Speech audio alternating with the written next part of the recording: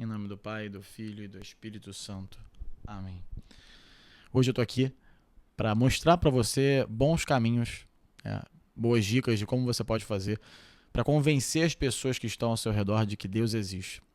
Será que isso é possível? Bom, antes de começar esse vídeo, eu queria ler uma passagem com vocês da Bíblia e rezar uma Ave Maria para que Nossa Senhora me ajude ao longo desse vídeo e me conduza para o Filho dela, para Deus, que é o mais importante. Quem souber me acompanha. Ave Maria, cheia de graça, o Senhor é convosco. Bendita sois vós entre as mulheres e bendito é o fruto do vosso ventre, Jesus.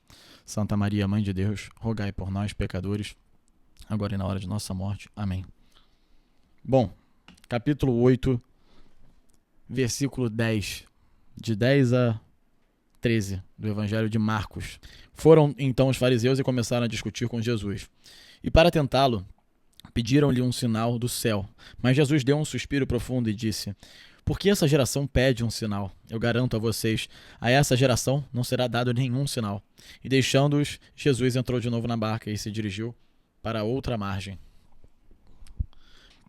Muitos de nós já com certeza, se ainda não, a gente com certeza vai chegar a esse momento da nossa vida onde a gente quer que Deus apareça na nossa frente. Se Deus existe, por que ele não se faz presente aqui na nossa frente agora?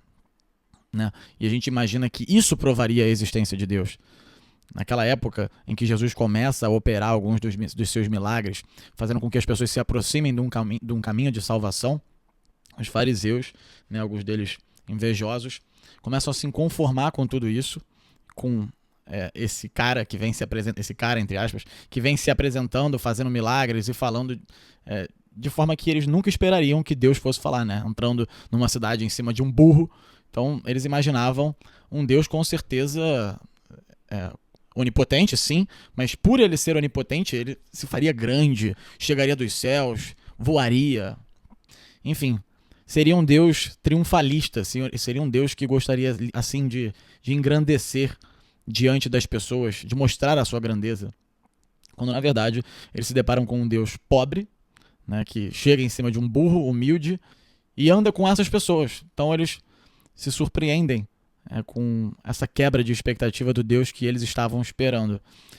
E inconformados com isso, eles vão tentar a Deus, no sentido de que, pô, você não é Deus, por que você não, sei lá, faz uma prova aí pra gente, sei lá, levita, cospe fogo, joga um raio do céu aí em alguém, enfim.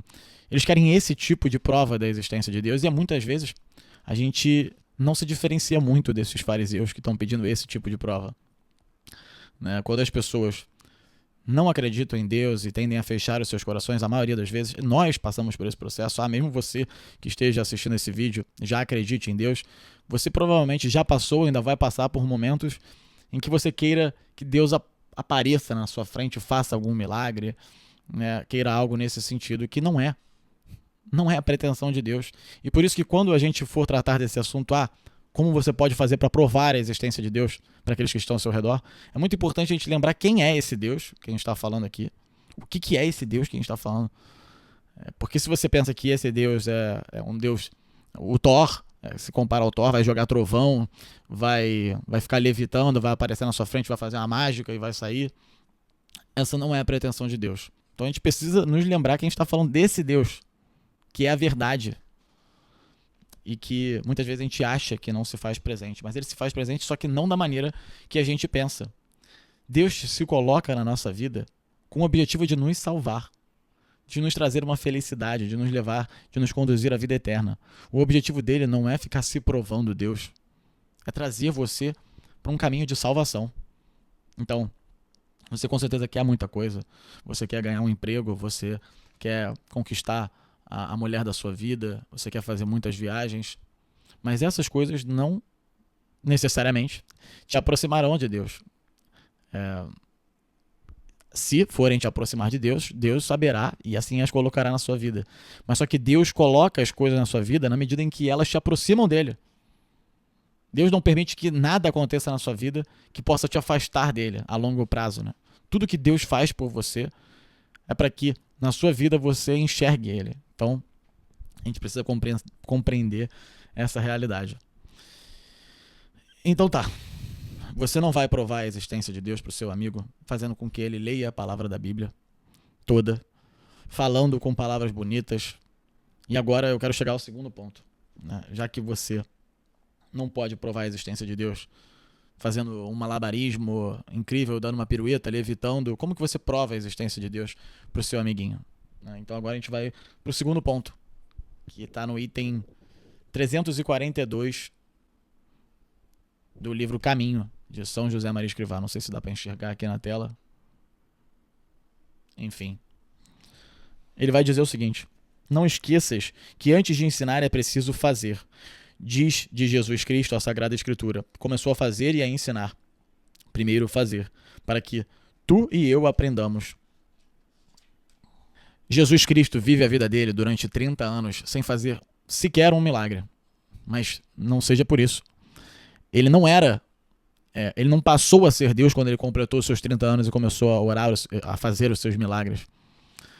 Ele sempre foi Deus, mas ele fica 30 anos crescendo, né, intelectualmente e espiritualmente, e trabalhando com seu pai, com José, adquirindo virtudes, para que assim ele possa de fato, depois de fazer, começar a ensinar.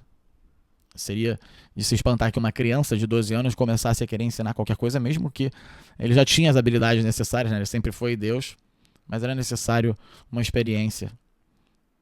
Porque isso faz parte da vida. A gente precisa dessa autoridade, a gente precisa dessa casca. Quem é que vai querer escutar uma criança de 12 anos afirmando ser Deus? Então, Deus sabia também da importância de viver, de trabalhar, de crescer intelectualmente, questionando, né, os sacerdotes da época, vivendo no templo, fazendo as atividades que precisavam ser feitas ali dentro do ambiente familiar, com Maria, com José, com as pessoas da sua aldeia. Enfim. E por que eu estou dizendo isso? Quando a gente encontra com Deus na nossa vida, que é essa bondade que muda a nossa vida, que muda a nossa forma de enxergar a realidade das coisas, a gente quer espalhar isso para as pessoas. A gente quer convencer todo mundo, como não? Você vivia uma realidade em que você era um escravo de todos os seus prazeres, você se liberta, você enxerga essa realidade, começa a estudar, começa a conhecer a Deus, né, começa a ir se apaixonando por Ele. Óbvio que você quer que todos os que estão ao seu redor enxerguem essa realidade, tanto quanto você. Mas tem um problema. Antes de você falar qualquer coisa para os outros, você precisa se converter. E a conversão não é uma virada de chave que acontece do dia para a noite. Não adianta você passar a enxergar Deus agora e querer que todo mundo passe a enxergar algo que você ainda nem começou a aplicar na sua vida. A fé, a esperança, a caridade são virtudes teologais que são adquiridas na medida em que você se converte e entrega a sua vida a Deus. São virtudes que você não adquire de um dia para o outro. Leva tempo para ser feito isso tudo. Essa semana eu estava até conversando com um padre que me disse a seguinte frase: as maiores coisas da vida levam tempo para serem feitas. Uma criança, uma vida, demora 9 meses para ser gerada. E depois, né, para crescer, para aprender certas coisas, demora mais ainda. Isso demora, isso leva tempo para ser construído. Então, assim como as maiores coisas da vida. Se você está tratando aqui de converter alguém, né, existem certos caminhos que vão te levar a provar a existência de Deus.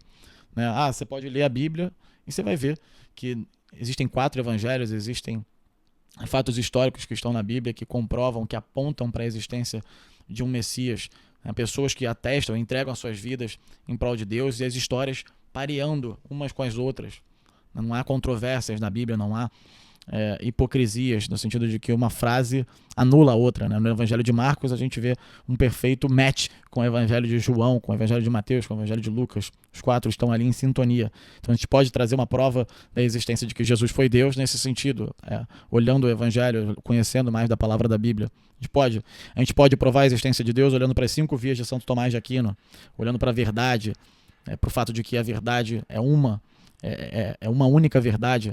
E se a gente tenta provar, falar o contrário, é contraditório. A gente consegue provar a existência de Deus olhando para filósofos que não viveram com Deus, com Jesus Cristo propriamente.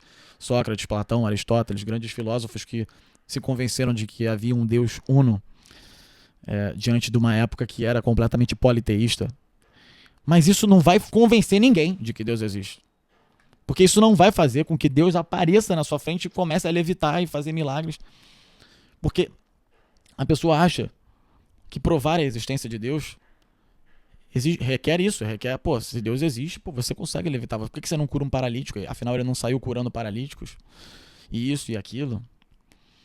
Então, assim, você pode ler a Suma Teológica inteira de Santo Tomás de Aquino. Você pode ler a Bíblia inteira. Você pode ler a vida dos grandes filósofos que chegaram à conclusão de que Deus existe. Mas Deus não vai aparecer na sua frente. Não vai. Como que você prova, então? Repara aqui. A maior parte das pessoas, grande parte, tá? A maior, não sei se é a maior, mas muitas pessoas passam a buscar Deus nas suas vidas após passar por uma realidade de sofrimento, de perda, de algum problema que teve na vida. É uma realidade dura de se encarar e aí, não vendo escolha, decidem se aproximar de Deus porque sentem que há um vazio, né? Há algo que não preenche elas. Elas continuam vivendo a mesma vida e veem que aquilo não muda. Que sempre, será que sempre eu vou ter que viver trabalhando para poder chegar no final de semana e eu ir para uma festa? E aí ganhando dinheiro para poder viajar, para depois poder ganhar dinheiro, para depois viajar, para depois formar uma família, para ganhar dinheiro e poder viajar e gastar dinheiro. E fica nesse looping que não traz nenhum sentido e nenhum preenchimento para a vida. Você já deve ter se deparado com certeza com a realidade de que quanto mais você conquista as coisas que você mais almejava, né, você passa a ter um tédio em possuir essas coisas. Aquela famosa frase de Schopenhauer. A vida é uma constante ânsia por ter e o tédio em possuir. Essa frase é interessante. Porque quando você não tem Deus, quando você não tem nenhum sentido de vida, né, algum propósito maior para a sua vida, esse looping, esse vazio, esse tédio em possuir todas as coisas que você sempre almeja, se torna uma realidade. Então, com certeza é uma frase que te leva para uma certa ambição, né? Você está sempre querendo mais, mas é uma tristeza, porque é um vazio que nunca te preenche. Nada pode te saciar nessa vida. E com certeza, não vai te saciar enquanto você olhar para as coisas que passarão com o tempo. A sua esposa envelhecerá, não ficará tão bonita quanto no primeiro momento em que você encontrou com ela. O seu dinheiro vai ficar para trás, quando você morrer vai ficar aí para os seus herdeiros, seja lá quem for. A viagem que você comprou vai acabar. O emprego dos seus sonhos, quando você entrar nele, vão surgir problemas dentro desse emprego. Surgirão problemas, surgirão sofrimentos. A sua vida, por mais saudável que seja, as doenças começarão a aparecer na medida em que você vai envelhecer. Então tudo está sujeito a se deteriorar. Tudo vai passar. Mas existem realidades eternas. Tá? E elas fazem parte do que é Deus. Resumo, vamos direto ao ponto. Não adianta você querer provar para os seus amigos que Deus existe com argumentos intelectuais. Isso pode sim virar uma chave neles. Mas você virar do nada e começar a falar de Deus é importante, tá? É importante você dar um primeiro chamado, vai que cola, mas insistir sem que a pessoa abra o seu coração para isso. Deus poderia fazer qualquer coisa que esses fariseus, as pessoas daquela época, que algumas pessoas não se convenceriam de jeito nenhum. Jesus ressuscitou Lázaro na frente deles, um homem que estava morto, foi ressuscitado, e eles, ainda assim, queriam matar Lázaro após ele ser ressuscitado para, sei lá, eliminar as provas concretas do que existiam. Então, assim, tem certas coisas que você pode falar o que for, a pessoa pode ler a Bíblia 5 vezes, pode ler as 5 vezes de São Tomás, pode não encontrar nenhum motivo para não acreditar em Deus. Tá? Existem vários argumentos. Então, assim, acho importante sim você conhecê-los, para caso alguém venha te perguntar, porque quando uma pessoa vem te perguntar, é exatamente esse ponto que eu quero entrar. É diferente. Ela já está com o coração aberto. Como é que funciona esse negócio aí de confissão? Como é que eu me confesso com o padre? O que eu preciso fazer? O que é a crisma? O que é a primeira comunhão? Se uma pessoa vem te perguntar isso de coração aberto, é outra coisa.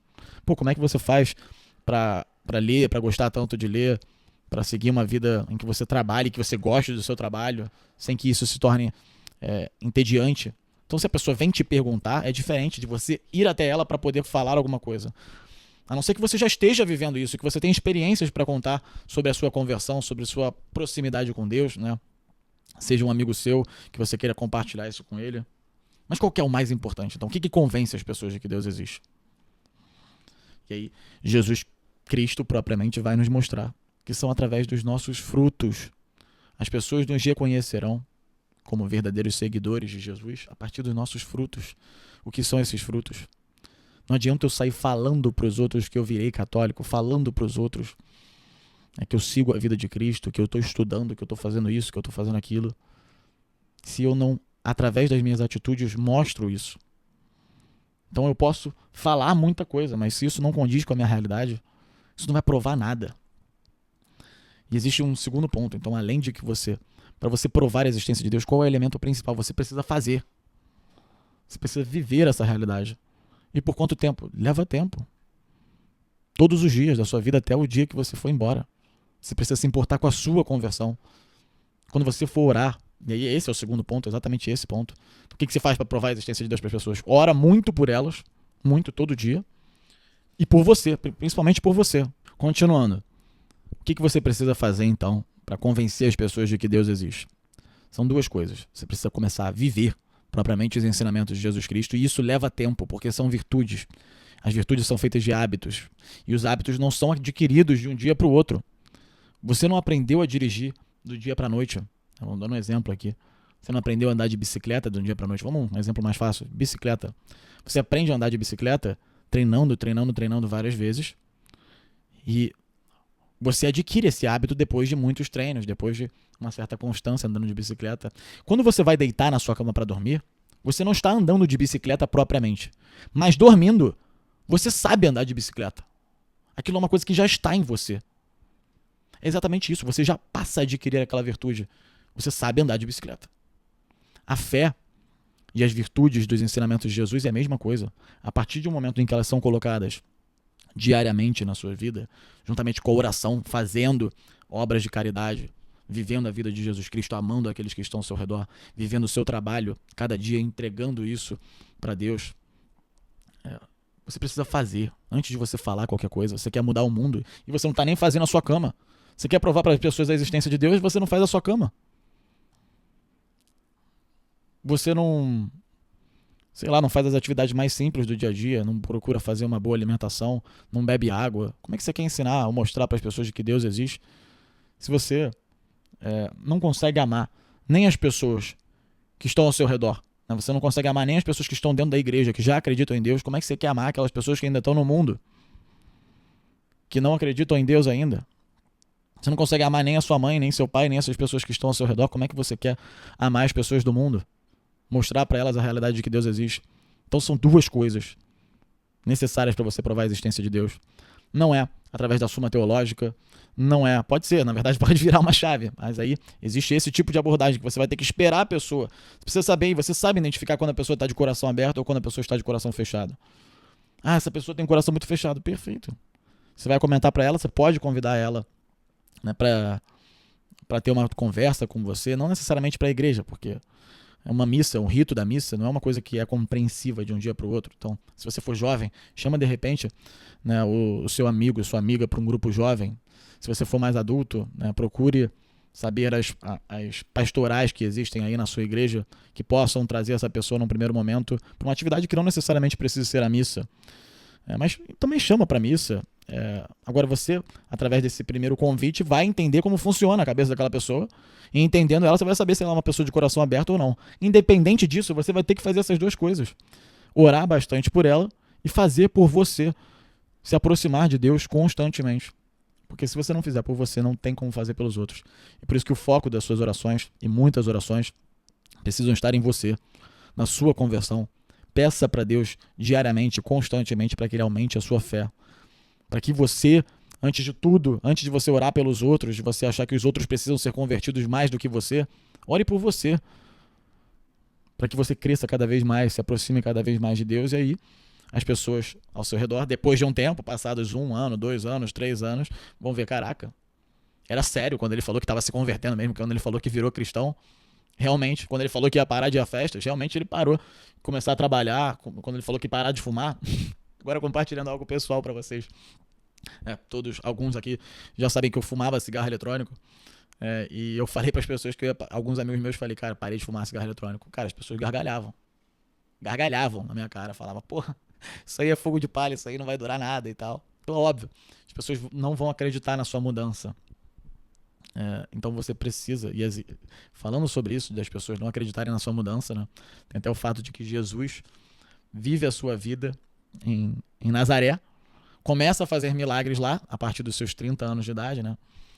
E as pessoas que moram lá não entendem, falam, caraca, esse cara tá falando que é Deus agora? Tá falando que virou Deus, que é Deus, que sempre foi Deus, né? Ele é filho do carpinteiro, que Deus, que mané é Deus, o que é? Então as pessoas não abrem o coração para ele, é lógico que não abrem. Você com certeza, quando for meditar sobre essa passagem, inclusive da Bíblia, medite sobre o fato de que você seria exatamente essas pessoas que questionam, né? Que não abrem o seu coração para Deus, que não acreditam na mudança de Deus quando ele começa a operar os seus milagres. Então, você precisa acreditar primeiro na sua mudança. Nem você acredita em você mais. De fato, começa a viver a sua vida. Se as pessoas não abrirem o coração para você, continue vivendo. Continue orando por elas e fazendo o seu papel, que depois de um tempo elas com certeza, admiradas pelos frutos, pela constância, pela perseverança, pela mudança nos seus hábitos, pode ser que elas também abram o coração para isso tudo. Então esse definitivamente é o melhor método de se provar que Deus existe, né? E aí há muito que ser falado sobre esse assunto, sobre a prova da existência de Deus. Eu não pretendo concluir isso em um único vídeo, mas eu espero que esse vídeo tenha ajudado vocês. É uma percepção minha que eu tive, que com certeza no começo da minha conversão eu passei muito perrengue com isso, né? Porque eu ansioso, querendo que as pessoas enxergassem a realidade, tentei convencer elas de que Deus existia e bebi do meu próprio veneno, né? De uma coisa que eu inclusive achava insuportável. Eu me tornei o que eu mais temia, né? A pessoa que vem pregar a palavra de Deus, que vem tentar convencer as pessoas de que Deus existe. Se tem uma coisa que enquanto eu não acreditava em Deus, eu não suportava, era uma pessoa chegar perto de mim para falar da existência de Deus, para falar para mim, para tentar provar que Deus existia. Então assim, eu acabei descobrindo da pior maneira possível que isso é insuportável. Mas foi graças a essa experiência, graças a uma vida em que eu comecei a viver depois propriamente os ensinamentos de Jesus, me deparando com essa realidade. E hoje, acredito eu, que eu possa compartilhar um pouco dessa experiência com vocês. Então, espero que isso tenha ajudado vocês. Depois talvez eu comente um pouco mais sobre esse assunto, né? Sobre essa questão da prova. A gente falou muito de quem é Deus, a gente não falou de mais questões de prova, mas eu quero conhecer um pouco mais, eu quero viver um pouco mais essa vida e depois eu posso falar para vocês sobre esse assunto. Talvez hoje ainda não me sinta apto para isso. Mas é isso, meus amigos, meus irmãos, minhas irmãs, Deus abençoe vocês. Vivam essa vida. Se vocês querem provar para as pessoas que estão ao seu redor, fiquem tranquilos, isso leva tempo. Se você se preocupa com a conversão do seu irmão, imagina Deus que está lá no céu, que te converteu, que te mostrou que Ele existe. Ele com certeza está preocupado em iluminar a vida das pessoas que estão ao seu redor. Então siga orando, siga seguindo os seus compromissos com os ensinamentos de Jesus, e a sua vida vai mudar, e isso vai impactar a vida das pessoas que estão ao seu redor. Um abraço, fiquem com Deus e até o próximo vídeo.